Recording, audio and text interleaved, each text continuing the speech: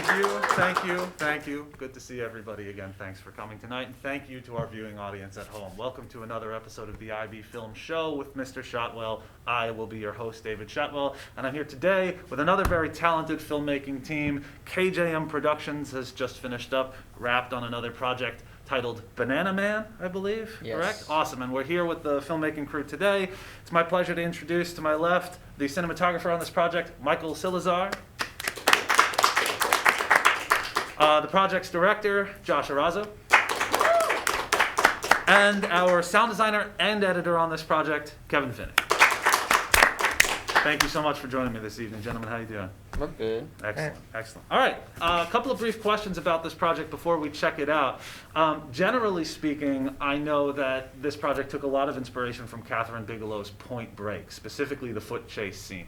But I noticed as I was watching it that you took this in a very unique and original direction past Point Break, which served as sort of the initial study and inspiration. So what other film, media, television shows inspired what you guys did in this project here? Well, one movie in particular is The Graduate by Mike Nichols, where there's a scene in which the main character, Ben, climbs out of his pool and goes inside his house, and it cuts to a shot of him in a hotel room, and it's sort of this like jarring, weird like way to show that he's moving through time and going from his innocent like parents' house to this like house of sort of like sin and, you know, committing adultery. I noticed that you guys included a whole lot of abstract spatial transitions within the film, directly inspired by that cut. Yeah. Interesting. Very cool. Nice. Let me start here with the individual questioning with Michael.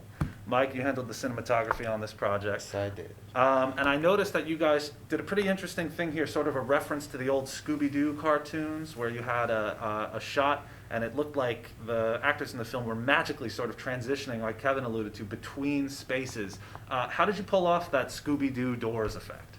Pretty simple, really. It was one long shot in a hallway. Very tedious process, actually. Just one long shot, and then we just sort of choreographed the doors and the timing. Pretty simple, straightforward. Yeah, and we just edited it together, which Kevin did. Yeah, simpler, I guess, than it looks from a cinematography perspective. Yeah. Neat, interesting. A lot of careful planning, though. It was pretty cool to see it come to life. Josh Arazo handled the direction on this project. I did.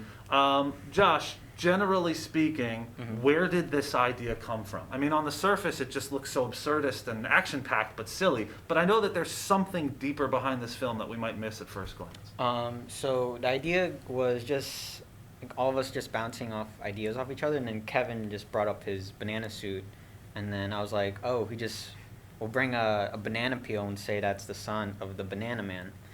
And I guess the hidden meaning or deeper meaning would be fatherhood, of what a banana man will go through to get his child. Interesting.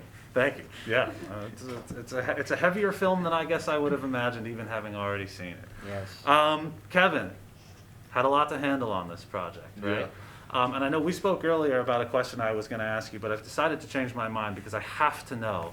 You also starred in this film as the Banana Man, arguably the most important role in the film. Can you speak a little bit about how you personified that role and some of the decisions you made while acting in that role, despite all the other editing and sound design responsibilities you carried? Yeah, well, as the Banana Man and the seemingly villain of the movie in the first and second acts, I tried to portray this sort of like mysterious, imposing figure. That's why I have like the sunglasses. You could barely see my face because of the mask. And I'm this sort of like ominous figure that's constantly chasing Josh. And I'm more like, in the beginning at least, I'm more like in the first cut where I jump through, I'm more like running after him, and Josh is unorganized and sort of like disoriented. And then by the end, it sort of transitions, and I become more of like a humanized character as I fall, and he like lands safely.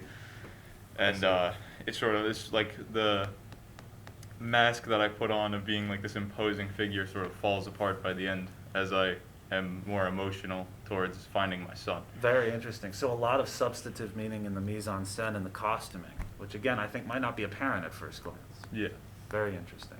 Sort of a horror movie aesthetic almost at the beginning. Reminds me of It Follows and other films in that ilk. Awesome. Well, thanks, guys. Thanks for stopping by. Shall we take a look at the film? Sure. Without further ado, KJM Productions' latest film, Banana Man.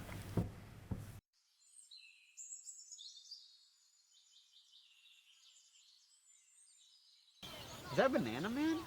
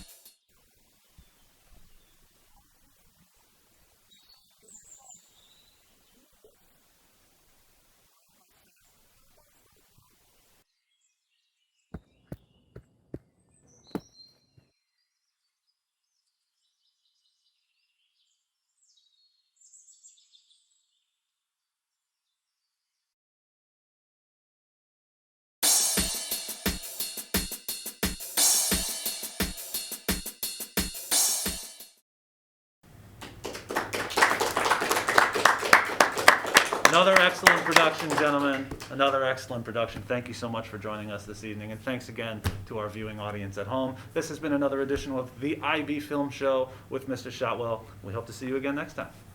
Bye-bye.